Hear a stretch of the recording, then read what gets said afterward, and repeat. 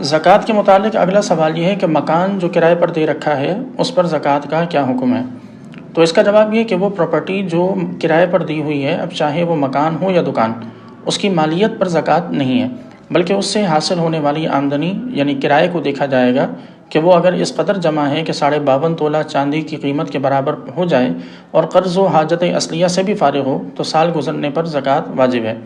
یا اگر تھوڑا ہے مگر کسی اور نصاب کے ساتھ مل کر وہ 52.5 تولہ چاندی کی قیمت کے برابر پہنچتا ہے تو اب اسے اس کے ساتھ شامل کر کے اس کی زکوٰۃ ادا کی جائے گی۔ یوں ہی زکوٰۃ کے متعلق ایک اور سوال یہ کیا جاتا ہے کہ بیٹی کی جہیز کے لیے سامان لا کر رکھا ہوا ہے یا رقم رکھی ہوئی ہے تو اس پر زکوٰۃ کا کیا حکم ہے؟ اس کا جواب یہ ہے کہ اکثر اوقات لوگ اپنی بیٹیوں کے لیے سامان خرید کر گھر میں رکھ دیتے ہیں کہ شادی کے وقت جہیز میں دینے کے کام آئے گا۔ ایسا سامان دو قسم کا ہوتا ہے: فرنیچر اور دیگر گھریلو ضرورت کا سامان،